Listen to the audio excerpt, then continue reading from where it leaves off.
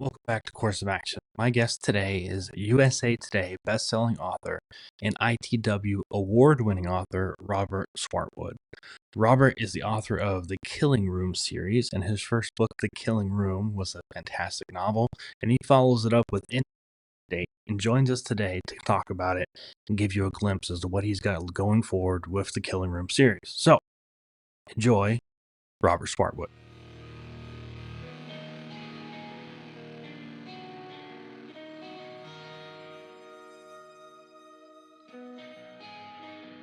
This is the Course of Action podcast, available on Apple, Spotify, Good Pods, and the Reeves Across America radio network. Watch every episode live on YouTube and check out the blog post on jeffclarkofficial.com. All right, Robert. So how you doing, man? I am doing well. Thanks for inviting me back on. Of course, and thank you for the early look at Enemy of the State, which we're going to talk about here in a minute. But I wanted to kind of catch up with you. What's going on with Robert? What's new this year? Not much. I mean, the new book comes out very shortly. Well, I don't know when this is going to drop, but it comes out August 20th. Been working on some other stuff. I have an Audible original coming out under my pen name at this point, probably sometime next year. There's no firm pub date quite yet for it. And then just working on other projects that I can't really discuss too much about at the time. That's cool. But staying busy. How did the Audible original kind of come about? Well, that's under my Avery Bishop pen name. I had already done an Audible original with them, Dear Serafina, and we had just we had pitched them another idea. At the time, it was a novella. Thought it was about 30,000 words, and I do not like to outline. I like to just sit down with an idea, just start writing, let the story develop from there. But sometimes when you have to pitch stuff or you have to sell stuff on spec like that, you have to provide some chapters. You have to do an outline. And once we sold it and I sat down to actually write the rest of it, I realized, well, to make this work, I'm going to have to do a whole different point of view. It became about double the length of what I had originally thought it was going to be. So the finished product's about 60 some thousand words as opposed to a novella, where we thought it was, which, you got paid for the novella. Could we have gotten paid more for a novel? Probably. Who knows? Or maybe they wouldn't have been interested in a novel. I don't know. But in the end, it definitely, I'm very happy with how it turned out. Really excited for people to see, because it would be the first Avery Bishop thing in a couple of years too. So, yeah. Sweet. Yeah. So I'll be curious to see what happens there. How was Thriller Fest this year? I didn't go, but I think you had a pretty good time. Yeah, this was my second Thriller Fest, and last year was my first one. So I've known writers, from online, but to actually meet them, it was definitely more, I guess, relaxing this year, just because I knew a lot more people that I could just casually bump into, say hi, share, have a drink with. Hang out with, as opposed to usually it's your first year. It's always a little bit like, oh, I kind of know of this person. I've read their books or whatever else. Yeah. But then to actually just be a lot closer with them, a lot more relaxed. But yeah, Thriller Fest is always fun. It's always fun being in the city. BoucherCon is coming up. You're going to BoucherCon, correct? I am. I'm moderating a podcast panel this year. Ooh, I know. Very cool. Yeah, they don't know what they're getting. Yeah, I'm moderating a panel too. I didn't really say I was open to moderating, but they threw me on a panel to moderate. But I mean, I'm on there moderating a panel with Andrew Child, Mark Cameron, John Gilstrap, Boyd Morrison, and Brad Thor. And so I thought, well, how I can't say no to that. And so I was like, okay, sure, I'll moderate this. Why not? Oh, okay, those are some big names. Yeah, it'll be good. What day is that on? Saturday. Saturday's the big day. Both and then I also have a panel on Thursday. And I think both my panels are at 1:00, so I have good time slots. Yeah, you do, because my panel's at like 9:30. My panel at Thriller Fest I'm pretty sure if I remember correctly, it was a kind of foggy. It was like a whole foggy thing, but I think it was an 8 a.m. panel, which Oof. is awful. Mostly because I'm not a morning person, so usually I get up at 9 if I can help it or whatever. So I mean, to get up, get ready, and come down and be for a panel. Plus, 8 a.m. panels are not always heavily attended, Hmm. so that's another thing too. But yeah, I'm just not in the. I can get up and around and get up in the morning and kind of get going, but it's the like critical thinking or putting together a lot of like conscious thought at 8 a.m. That is like I need another like 30 minutes to an hour. Like 9 o'clock's my sweet spot. Then okay, you want to have a serious conversation, then we can do it. But why 8 a.m.'s is it's a lot to be.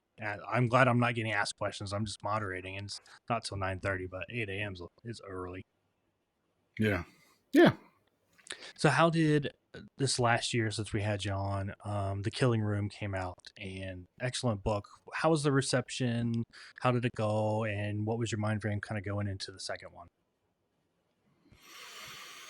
Um, I mean, like most books, it came out.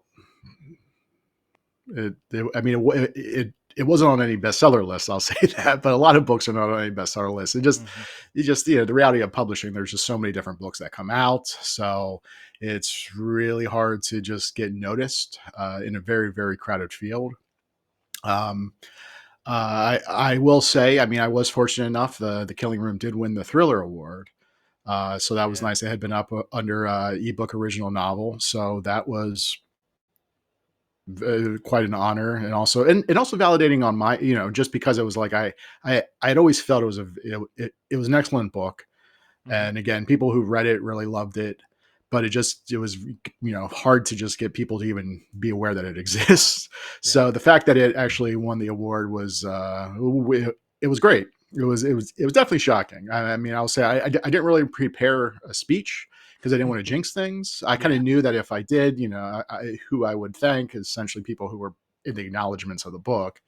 Um, but then just to be sitting there as they're reading through it, it is one of those things that just it is over in a snap. It just all Mm-hmm. of a sudden they're listing off the nominees, they list the winner, and I just remember sitting there being like, what? And then you're like, oh, I have to go up there now in front of all these people and speak, and the lights were very bright, and yeah, it was one of those things where it is over right away, and then immediately you're just like, did I forget to say anything? Was I rambling too much? And I don't know, but yeah, so it was a 2 book deal. The Killing Room, for anybody who had read The Killing Room, it ends on a cliffhanger. And I had seen some. Actually, I don't really see many. So there are types of books where there are cliffhangers, and then there are cliffhangers in which the book is not really complete, where they Mm-hmm. basically lead you up, and there's all of a sudden the book just stops. And so for The Killing Room, I like to think that the main story is complete. You have a beginning, middle, end, and then we kind of have a tag there, almost like a Marvel end credits type scene Mm-hmm. that would lead you into the next book. I think there might be a handful of people who might be like, oh, it doesn't end. It's like, well, it does. It just sets you up for the next one. I mean, again, that's how I was looking at it. Yeah. So I knew obviously there was going to be a second book. Although when I had written The Killing Room, I thought it was going to be a standalone until I reached a certain place, and then I realized, okay, I could keep going with this character, and then I reached to a place in the book where I realized, oh, I could basically the way the epilogue comes out, or I guess it's not really an epilogue, it's wherever the last chapter is, but essentially it's an epilogue on how it ends on that cliffhanger that leads us into the next book. So I knew obviously that there was this friend of his who calls to give him warning, and then we kind of end it. But then at that point, I didn't really know anything else what was going to happen in the second book, Yeah. and so that becomes a whole thing of who are these other characters, who is on his team, why are they after him? Why is this guy calling to give him a heads up? Why would he take that risk? And basically, the Enemy of the State opens up right where the first book leads off, We have the main character is on the run, and again, I don't really. It's very difficult to talk about Enemy of the State if you've not read Killing Room, because it does kind of give away some major spoilers. So to talk Spoiler too alert. much Yeah. about, yeah, so it's very difficult. I'm supposed to be going on next week to my local news morning show to talk about second book, and I'm already thinking like, how am I going to really talk about this for a couple minutes without giving too much away? And Mm-hmm. right now, my laptop sounds like it's overheating. It's too stupid Uh-oh. at MacBook, so I hope there's not that much air in the or too much background noise. But but essentially, it has kind of just like with the Killing Room is a very standard, I think, thriller setup. With the Killing Room, you have a character waking up in a very unfamiliar place. He wakes up in this hotel room, doesn't know how he got there, where he is, and he finds a dead woman in the bathtub. That's how that starts. Now, the really fun thing I think about the Killing Room is it starts out one thing and becomes a completely different thing, which Mm-hmm. essentially becomes a spy thriller type book. But you don't But see with that coming. the Like you really don't see yes, that coming. You think it's oh, Las Vegas murder mystery, what's going on? And then it just kind of naturally gravitates to it. And that's the throw. That's the part that kind of it threw me off, but for a good reason, like in a good way, and it kind of kept you guessing, like what the heck is going on? yeah, and I always love books personally when I'm writing them, but also when I'm reading them, where oftentimes you don't know what's going to happen next. Some Yes. books you sit down, you read a Jack Reacher book, you know exactly what you're going to get going into it, and that's fine. I've written Mm-hmm. books like that too, but I always get floored by those books where you think you know it's heading in one direction, and all of a sudden it heads in another direction, and it's just really fun. Mm-hmm. And so that was the type of book I wanted to write there. Now, I will say, I don't know if we had talked about this before. I'm sure I've talked about it elsewhere. The downside about doing that, especially if you're trying to shop that around to publishers, is oftentimes editors they get a lot of books, so they don't necessarily read the entire book. So I could tell by some of the passes we had coming in, the editors were maybe only reading the first couple of chapters, the first 50 pages, or whatever else. They were not getting to that twist. So a lot of the feedback we were getting, we were like, oh, blah blah blah. And you just tell, and again, I mean, part of me feels like that's on me as the author. I'm not pushing people to just keep, but I don't know. Again, won a thriller award, so it all worked out. I will Yeah, say, it did but just fine. yeah. So going into the second book, though, obviously it's a balls to the wall, just nonstop action. Mm-hmm. At that point, we've established who these characters are, or who the main character is, and there are twists in the book. And I think last time we had kind of done some spoilers, and I'm happy to do that again too if you want.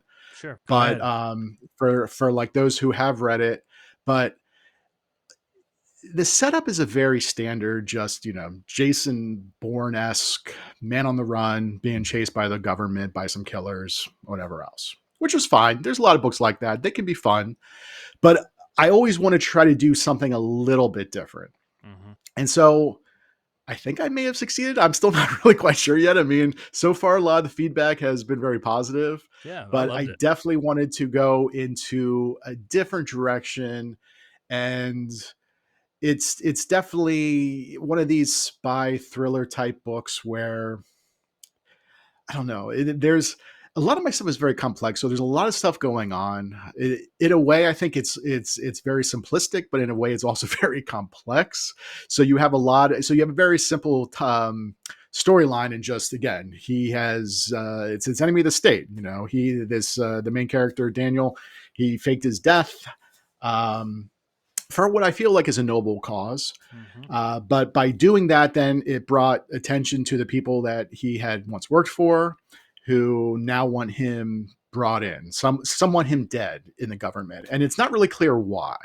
And then it comes out very soon that the government believes that he's a traitor. Well, why do they believe he's a traitor? And then that becomes a whole other thing and a whole other type of story. And it all, I believe, comes together in the end, and it all makes sense. But and again, it was one of those fun things, just writing it too, because I didn't want to just do a very just chase novel. In a way, it is a chase novel, but it's also a mystery novel because he's trying to figure out why is he being set up, who is what's going on behind the scenes. Um, and then we also have just some of the bad characters who think who think one thing and there's another thing that happens, and so we have other twists going on. So there's definitely and even some of the bad characters that we have, some of the bad guys, it's questionable whether or not just the level of badness, if that makes sense, like Yeah. why they're doing what they're doing. And we find out, and I remember, I think one of the early comments I got from one of my editors was, are we trying to make some of these bad guys, um, what's the word for it? Are we trying to make them too sympathetic in a way? Yeah. And I think there's a character, and I don't know if we want to get into spoilers quite yet, but there's a character, one of the characters who basically the reason he's doing what he's doing is to protect someone he loves. And we turned out that he's not necessarily, a bad guy, but he's doing things that aren't great. But he also got pushed into that for a reason. And then we find out why that is, later in the novel. But then it almost becomes, in a way, somewhat, I guess, maybe sympathetic. I don't know. I guess that's up more for the reader to decide. But it was Yeah. definitely fun, trying to go against expectations for this type of book. Again, going into this type of book, it's called Enemy of the State. The cover shows Washington D.C. You know what you're going to get, Yeah. Yeah. but at the same Exactly. time, I like to think that there is definitely a lot of good twists and exciting turns that you don't typically maybe see in this type of race against the clock. Um, you know, type book. Yeah. I guess if that makes Yeah. sense. Yeah. I like a book that doesn't the cover doesn't give it away, but it tells you what to expect. Because then as you're going through the twists and the turns, you kind of can relate it back. I don't like a book that is just too much, like right there, like here's what the cover is. It's kind of giving it away.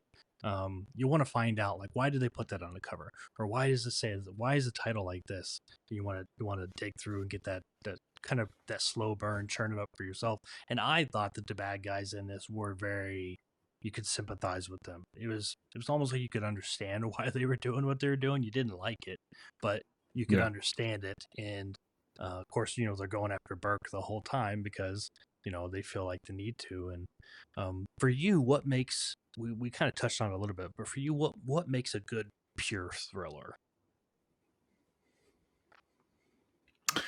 Yeah, I mean, there are all different types of thrillers. That's the thing. When you especially look at books, you go to a bookstore and there's a thriller section. But then oftentimes when you look at the thriller section, there's different types of thrillers. There's crime thrillers, there's political thrillers, espionage thrillers, suspense thrillers. So it's difficult to, I guess, be broad in a way because, like with my Avery Bishop books, those are more suspense thrillers. So they aren't just action. You're not getting a lot of gunplay, high speed chases.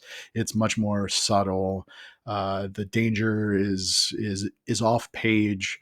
Um, I guess for me, just and it really just not necessarily like what makes a good thriller, but what makes a good book is just a book that you just want to keep reading, the book that you just want to come back to. There are some books where it might not even be a long book, but it takes me forever to read. And in retrospect, I probably should have just stopped after 50 pages. Whereas opposed to, I had just read this literary novel. I mean, it's a novel. It's probably like 20, 30,000 words. But sometimes, publishers say that, oh, this book is a novel and it's like 100 pages. But Mm-hmm. it was We the Animals by Justin Torres. And came out like a decade ago or over a decade ago. It's a literary novel, but the writing was just so good. And it didn't even matter really what was going on with it. Just the writing kept you engaged. And so sometimes I kind of feel that when the writing is just pure and keeps you engaged, it you just find yourself just reading, and it might not even be as a quote unquote thriller. Mm-hmm. Whereas sometimes you read action thrillers where the writing is just not engaging at all, and it becomes a slog. And so yeah, it's really hard in terms of. But I think with a thriller, obviously, um, yeah, I don't. I don't really. Well, what about you? What do you find makes? I mean, you read a lot of these thrillers for your podcast. So, I mean, oftentimes, what speaks to you? Because I'm curious too, just from a reader standpoint, and somebody. I mean, you're also a writer yourself, but what do you find out like really kind of speaks to you? Like, what makes a good thriller? I think pacing. I think giving that pacing where you're going, and maybe you slow down a little bit. You allow the reader to kind of catch their breath, whether it's in a thriller or it's in an action thriller. You want that kind of that bell curve where they're on that high and then it kind of plateaus a little bit and then you drop them off. Or you crank it up again. To me, that's that pacing. I want to be able to keep turning the page and wanting to know what's next. And I think, gone are the days where people are writing 5, 6, 7, 800 page novels like Michael Crichton used to. Um, and I just picked up a special edition copy of Jurassic Park at Barnes and Noble, and it's thick, and Yeah.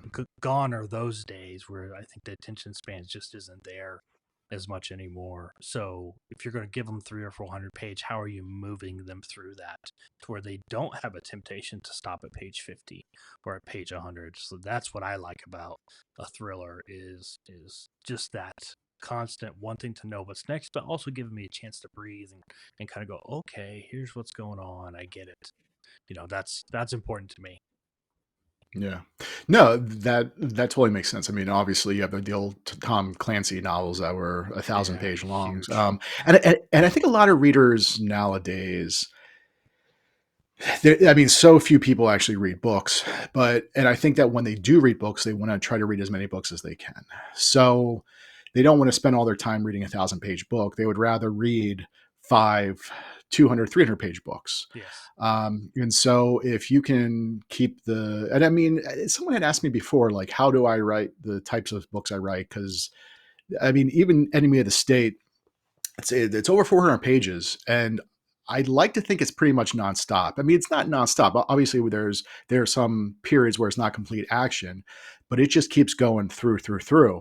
And I was thinking of actually earlier today. I was thinking, well, maybe that's probably some, because I honestly don't really know Mm-hmm. how, because I don't really sit down and outline my things. I just sit down and I just start writing.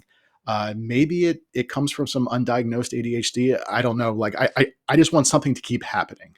I just Yeah. want to. I mean, if we go a chapter or two and nothing happens, I always ask myself why. In fact, I have to write this article for this essay for Writer's Digest, and they wanted me to write about thrillers and stuff. And again, I don't really know. Like, I can't teach a workshop on how to write thrillers because I don't even know myself, Right. how to do it. I mean, yes, of course, pacing is important and blah blah blah, but like, I can't, say like, well, this, the step one is this, step two is this, step three is this. But the one thing I pitched them and what I have to write, actually, I probably have to write later today, is just the question why. And I think that's an important question why writers always have to ask themselves, like, why this book? Why this book and not a short story? Why is this character doing this? Why are the bad guys doing this? Why is this chapter here? Why is this set here? And then under the why, of course, there is sometimes like how, like, well, how is this going to work? Or, like, but and so for me, just looking at each chapter or each scene, why is this here? Sometimes I think there was maybe a chapter or two in Enemy of the State where I do the thing where I kind of juxtapose these two chapters into one. So there's a thing where they're going to Chicago, and I kind of bounce back and forth, mostly because I felt like if I had put both of those as their own separate chapters, that just wouldn't work. It just wouldn't be compelling as themselves as chapters. But by combining those two chapters and those two scenes, and we bounce back and forth, I'd like to think that that's more compelling. That keeps the reader more engaged, and Yeah. so and I think I had done that too in the Killing Room. And I've done that with some of my old previous novels where there are times where it's like, well, I definitely want to address this, or I want to have this happen, and I want to have this other thing happen. But again, having those stand alone as their own chapters, you almost ask yourself like, well, what's the point? Why is this here? Yeah. But then by combining them again, it makes it a bit, more engaging in Yeah. theory.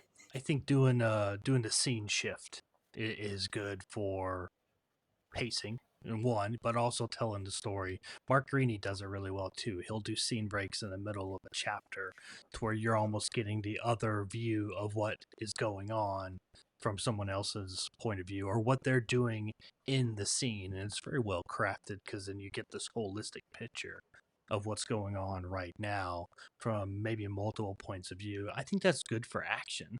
And I think it's good for suspense because then you go, ooh, they're doing this, but they're over here doing this. Do they know that? Does so and so over here know that they're around the corner? Like, I think that's good for. First I didn't like it. You know, when I was a young reader, I liked individual chapters for individual scenes. That's how I Yeah. followed along. But as I grew and I read more and I started broadening what all I read, I realized that those scene breaks within a chapter really kind of paint the whole picture, and it elevates the suspense because again, you write one part and then this next scene actually tells you, oh, they're over here doing something while this guy's over here and they don't know that. And I think that's for a reader kind of cranks up the suspense because you're going, do they know what's going on, or what happens if they turn that corner, or they do this, it's going to ruin that. And I think that's good and healthy for the reader to be guessing and wanting to know. Yeah. Well, back at Thriller Fest, I think the panel I had been on was something about actions, setting action sequences or action scenes. Um, which again, I was like, okay, I'll be on the panel. I don't really know what I was going to talk about. And of course, then we get on the panel, and I probably couldn't shut up about certain stuff. But I found, and obviously, you remember the show 24, right? Mm-hmm. I remember, I don't remember what season this was, but there was this episode because it was in real time. You were bouncing back and forth in real time. You weren't always jumping back and seeing what was happening. Mm-hmm. I think there was this convoy that had been attacked, and you did not see the convoy actually being attacked. You saw the aftermath. By the time they came to that scene, there were dead bodies on the ground. There was fires going off, and then the bad guys were kind of getting what they needed and leaving that.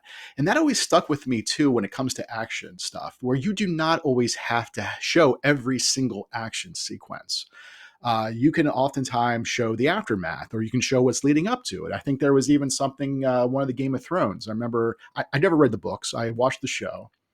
There was this one scene where, and this was in the original Game of Thrones books, not the new House of the Dragon, but there was this war, this battle going on beyond these trees, and the camera just focused on, I forget who the character was, but it was one of the female characters, and she was on a horse, and then they had captured somebody, and so you had heard this battle going on behind these trees. But ultimately, what was the whole point of the battle? Well, it was because they had to capture or they had to get somebody, whatever else. And then that's what happened. My understanding is someone who had read the book said that he shows the battle. He goes in for 50 pages or however long in this whole battle. And it was very interesting where you kind of the TV, of course it comes to budget constraints and whatever Oh else. yeah. But ultimately you have to ask yourself again, why? Is that needed? Do we really need to see this entire battle? If ultimately the main thing is, okay, we know the battle's occurring. We know ultimately so-and-so won and they captured so-and-so. The same thing too, even with, and I think I brought this up during my Thriller Fest panel, uh, and I've been experimenting too with the act. So in my novel Bullet Country, I have this one secondary character where at one point during an action sequence, I go to his point of view where he's trying to hide and survive, and he hears this gunfire going off, and he hears all this stuff, and and so we see this action sequence, or we don't see the action sequence, but we know what's happening. We know that this guy, because we're from his point of view, and he's trying to survive, he's trying to duck and cover and everything else, as opposed to just being in the hero's point of view during the action sequence. Again, just mixing it up, I Yeah. think, is always an important thing too, because I think a reader can also become a little bit just I don't want to say necessarily overstimulated, but they can come just a little bit bored maybe when it's just the action sequence is always from the hero's point of view, where we get different point of views. You mentioned Mark Greaney. I mean, this obviously was a little bit different, but in the Gray Man movie, at the very end of the Gray Man movie, when he goes and saves the little girl, um, we don't see what's happening. He tells her to put on, if I remember correctly, to put on headphones and listen to this music. And then Yes. she's there and you see all this, like, stuff like on the outside, and you could tell like he's, killing people and kicking ass. Hmm. And then he shows up. So again, just being really, I think, creative in terms of how you do the action sequences, really, I think will benefit. It kind of creates that variety, which I think Yeah. would definitely keep readers engaged, as opposed to just you reading a 500-page book and just every action sequence is the same thing, Hmm. every couple 50, 100 pages. Well, I think it's developing um, lovable and unique characters outside of just a protagonist, and then putting those characters near the danger, whatever that danger may be, whether it's action or violence or whatever it may be, or just pure danger in the sense of it could be danger, and posing that question and in putting a character near that to where, ooh, they could get hurt. They don't know what's around the corner. Or maybe there's nothing, but you're just kind of giving that tease. I think is really important because it gets them invested. When it comes to just pure action, action, action, action, you're invested in other pieces of the story, sympathetic to the bad guys in Enemy of the State. Why are they doing this? Why are they after Burke? We know why. It's obvious why, but why are they? Why do they consider it? So I think that that tug, where you're pulling at it, is good for the reader because it makes them question it. Yeah. Yeah. So what is some advice you would give a young author who's trying to make it into the thriller genre, and to kind of write these suspenseful things? Um, I guess going back to that question of why, like why the thriller genre? Um, Ideally, it's because it's a genre that you love. It's a genre that you enjoy. Sometimes people will hop around to different genres and they'll write thrillers because, oh, thrillers a big market, so I should write thrillers. But you can also tell that their heart really isn't in thrillers, or maybe they don't really understand or get what they're doing or what they should be doing. So I think that if someone comes into it and they want to write thrillers, because I mean, even for me, when I started out, like in middle school, I mean, Jurassic Park came out, the first movie. I was a huge, became a Michael Crichton fan. I was reading a lot of Michael Crichton. Then I read a lot of Stephen King, and so I wanted to. All of a sudden, I realized, oh, I want to write horror. Um, and so a lot of my early stuff was more supernatural horror, but there was always that tinge of thrillers to it. And I remember some writer friends of mine sitting me down one day and basically asking me, why are you writing horror? Like, you're not a horror writer." Yeah. And at the time, I was very I was very offended because I was like, "What are you talking about? Like, of course, like this is what I want to do. I want to write horror." And they were able to see it before I was able to really see it myself and kind of accept it. So I think the my very first straight up thriller novel was either The Serial Killer's Wife or No Shelter. But I mean, that was just more just a nonstop action thriller, just and that's because I realized that was what I had the passion for. That was what I was good at. So and that's the thing too. I mean, sometimes people might come into being aware that you want to write thrillers, and you might find out that your passion or what you're good at is a different genre. um, but yeah, I think just reading the genre obviously is important. Reading Yes. books that Yep. are out there. I mean, the Have your classics homework. are good, but at the same time, if all you're reading are Robert Ludlum and old Tom Clancy's and try to write those types of books, you're going to find out that the market today does not want those types of books. Mm-mm. Um, I mean, I'll be honest with you. The Born Identity. It took me forever to read that book because it is not. I'd watched all the movies previously, so I was familiar with the characters and Treadstone and whatever else. But if you read that novel, it's nothing like any of those movies or even that TV show that come out. I mean, and it's very. It's not. I mean, there's some action in it, but it is, again, it's one of those thick books, and that is not what plays nowadays. That is not what the marketplace has. So being aware of that, and I think it's always good too to also just read widely, read in different genres too. Even if you want to write thrillers, it's still good to just kind of branch out and read literary stuff, read the stuff in horror. just because I think just helps you grow as a writer. Oh yeah. Because if you just all you read, I mean, God love them and they're great, but like if all you're reading are Brad Thor books or Mark Greaney books, I think your style is going to basically just start copying Brad Thor and Mark Greaney books. Yeah. Whereas opposed to if you develop your own style by reading other writers, you'll see, certain things you might see a lot of, like there was something that recent Robert Crace books that he does that I don't want to necessarily try to say I've copied, but I just noticed that in terms of he keeps almost no speech tags if possible, and he keeps dialogue on its own line. So he doesn't do a thing where he has, sometimes you'll see like huge paragraphs, and that's another thing too, where I think also very important, especially for thrillers. Um, Now, when you're reading ebooks and obviously listening to audiobooks, you can't really tell. But when you're pulling up a hardcover or a paperback book, and you go to the next page, and half the page is one long paragraph, Mm. don't you like inwardly cringe or groan and being like, Yeah, "Oh I just God, want to what is skip this?" to the end of it and go, okay, But like let's if keep you it moving. find yourself, so yes, but if you break up that long paragraph, you have to again ask yourself why. Why is this a long paragraph? Well, maybe if it's just one long run-on sentence because it's a lot of action, okay. But if it's a lot of stuff, and again, you find yourself the more white page on I'm sorry, the more white on a page, the faster a reader will read because you'll find yourself just, I don't know. Again, is this weird psychological thing. Oh no, I'm with And you. then, yeah, okay, maybe it goes into today's ADHD, culture, and people on TikTok and wanting things or whatever else. But it is what it is. Hmm. So that's another thing too. And again, going back to Robert Crace, I noticed the lack of speech tags because oftentimes you don't really need the speech tags. I was listening to an audiobook a while back, and there was a speech tag literally every other line, even when it was just two characters talking back to back. And in my head, I'm thinking, okay, well, this writer probably never actually listens to audiobooks.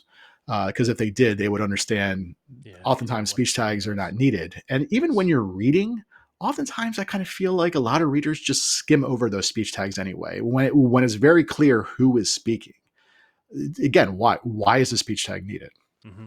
Um, and again, just that the more the white space, and I actually had because I had put the Enemy of the State up on the bookshelf here. And initially, it wasn't there like yesterday, and I just kind of opened it up and was going through that, and almost proud of myself. There's not a lot of huge, squares of text. A lot of it is just.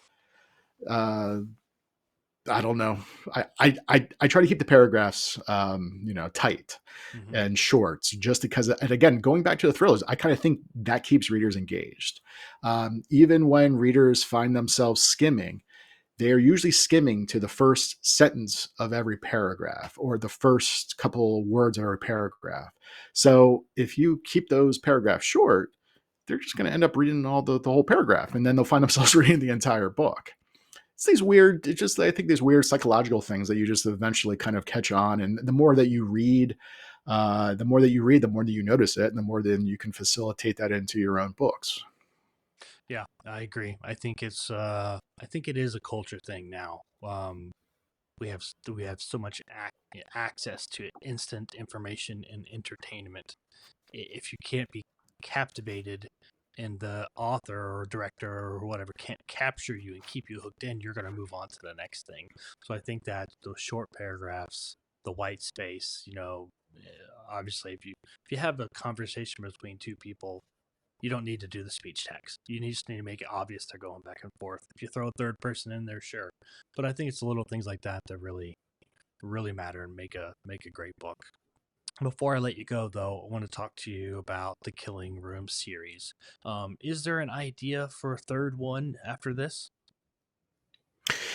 Yeah, so like the first book, like the Killing Room, there is a button at the very end, which is specifically, I mean, I think I call it a coda, not an epilogue, because I don't know, for whatever reason.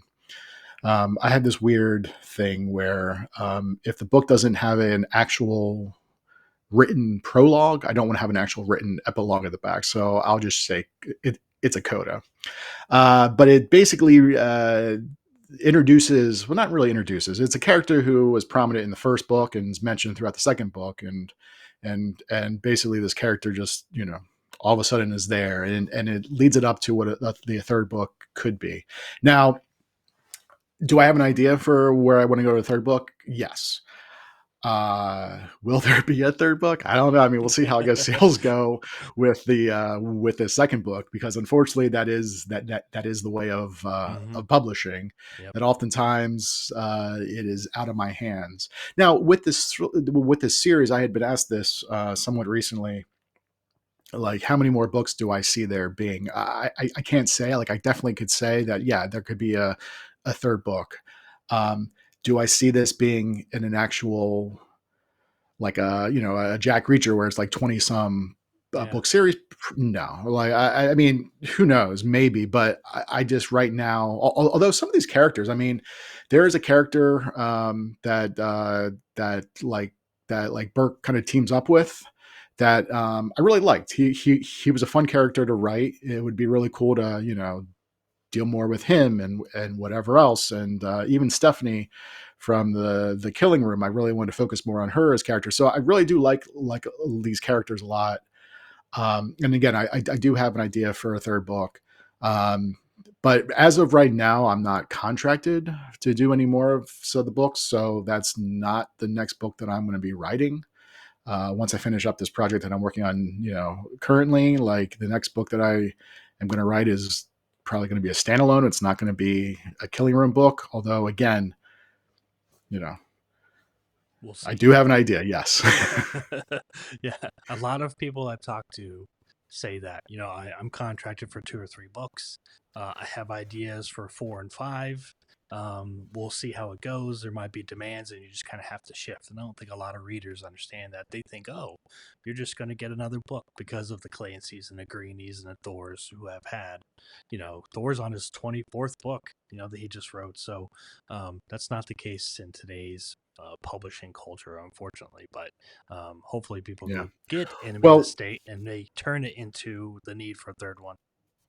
yeah. I mean, just real quick, in terms of publishing, I was having this conversation with a writer just the other day. After Cormac McCarthy had passed away, there was an article, I think, in the New York Times that had said, a career like Cormac McCarthy's could not happen today, because Cormac McCarthy, I forget how many books until he wrote All the Pretty Horses, but all of his previous books were selling next to nothing.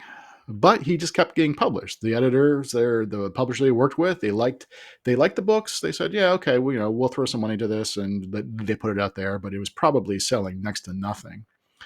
Nowadays, and then of course All the Pretty Horses, I think he had switched publishers, and then they did a really big push, and it became a big book, and then he became what we know of as Cormac McCarthy. Nowadays, publishers don't want to take that time. They don't want to help build an author's career, an author's readership.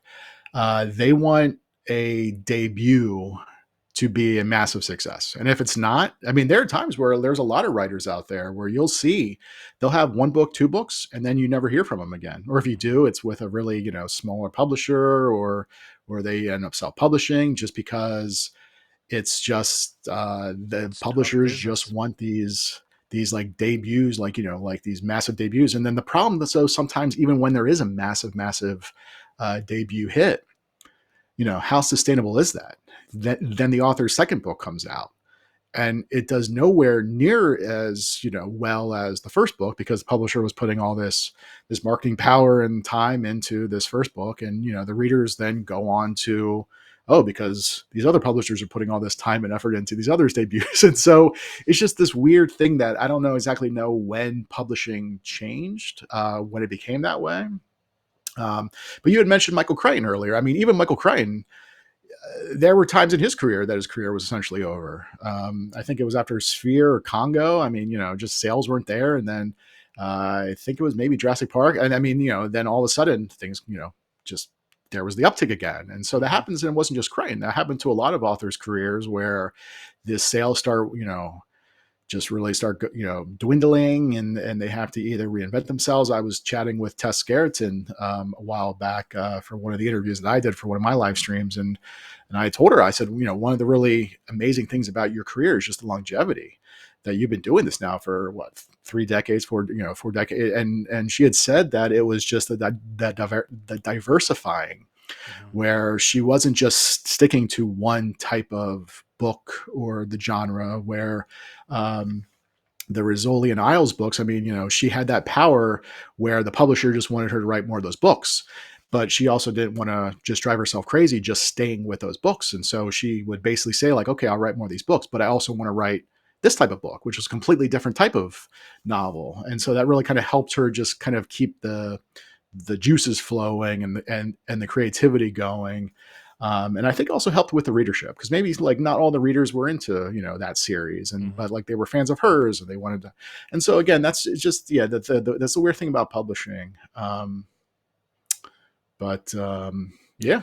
I think you do have to. That's some good advice I've been given lately, is being diverse, even if it's not necessarily a flat out, you know, change of pace, but you write a book in your genre that has more cues from another genre. So you elevate it up. You do a little bit more horror esque type of things, and you show that diversity. And then you never know who you might bring over from the other genre to your books. But I have learned that if you're willing to say no and you don't want to do this, be prepared to, you know, be out on your own, because I have heard about that going on as well. Like, it's people don't understand it, but publishing is a cutthroat business, and it is a business. So you got to be ready to write the next thing, or you're going to be out in the cold. Oh yeah, absolutely. I mean, the publishers are not there because they want to make friends. They're Yeah, they're there because they want to make money. yep. And if a book or an author is not making the money, then yeah, again, it's a business, and it makes sense. It gets frustrating because, Mm-hmm. again, a lot of books out there, a lot of books getting published every week. Not including the self-published stuff. So just there's just a lot out there, and just trying to cut through all that noise to like get to readers is, I mean, I think, quite honestly, um, it's a miracle if readers even find out a book exists, let alone them, actually buying the book and reading the book. I mean, there's so many different other hurdles, but just to be aware that a book even exists. Yeah. I always talk about, like, I pay a lot of attention. I'm always at the bookstore. I'm always looking on Amazon to like at the top 100s lists or whatever. And I'll still come across books that came out like a year or two ago that has all these, like, 10,000 some ratings or 20, you know what I mean? So clearly it's a popular book, but even I somehow failed to be aware that this book exists. And so, for someone like me who is very keeping my eye on things, the regular reader who just happens to pick up a book every once in a while, like, how are they even going to be aware of? So yeah, it's definitely, again, yeah, it's a business, and it's not an easy business, but no businesses really are easy. Right. Well, And before again, I, that goes back to the passion. I mean, you have to have a passion for being a writer. You have to have a passion for telling stories, because yeah. oftentimes I think you can walk around a used bookstore, and you'll come across some of these authors who were published by Random House, were published by Simon Schuster, or whatever else, and they'll have had like 4 or 5 books published, and then you'd never hear from them again. Hmm. And again, most likely it's because the sales weren't there. The publisher couldn't keep them. They couldn't find any other publisher, and then they just go away. And it is very frustrating. But then you have other writers who just will reinvent themselves, or they'll just go into self publishing. I mean, look at Brett Battles. Brett Battles was published by, I think his not first novel was out from Delacorte, first couple books, and then the publisher just does not decide not to keep publishing him, and then he starts self-publishing it, and then he keeps going with his series, the Jonathan Quinn series. And I feel like, I don't know how many books he's up with that, but I mean, he just, the readership was there. I mean, he has the readers, and now he's well, I mean, now he's the Stuart Woods books. He's doing those books right before Stuart had passed away, and then I think he's still doing them. And um, I mean, he has that passion. He's a writer who just wants to keep who wants to keep writing, and he did not, once his first publisher kind of said no to any more books, he just didn't give up. He just kept doing it. And Yeah. so, but again, I mean, that's not always the same for other writers, and every writer's different. And um, yeah, I always say to writers when we talk about publishing that it is a terrible business. Why anyone in their right mind would want to do this, who knows? But it's the same thing for people who gets into film and TV. It's even a worse business. Oh yeah. So, but again, you have to have that passion. You have to have just Hmm. you just want to do it, even if you'll never be published. Just the fact that you just want to keep telling stories, that's the most important part. Yeah. Before I let you go, tell people where they can go to find out more about you and get their copy of Enemy of the State. Yeah, so my website is robertswartwood.com. Also on social media, Instagram, Facebook, Twitter. I mean, I refuse to call it the other name, so we're still calling it Twitter. And Blue Sky too. But yeah, robertswartwood.com. You also sign up for newsletter, which is probably the best way. Also, I have a little special exclusive ebook that is only available for people who sign up for the newsletter. It's for my Holly Lynn series. So there's a special ebook short story that you can't find anywhere else. And Enemy of the State comes out on August 20th. Or it might already be out, depending on when you're listening or watching this. And yeah, I mean, Amazon, you could probably order it from your local indie bookstore. That's always helpful.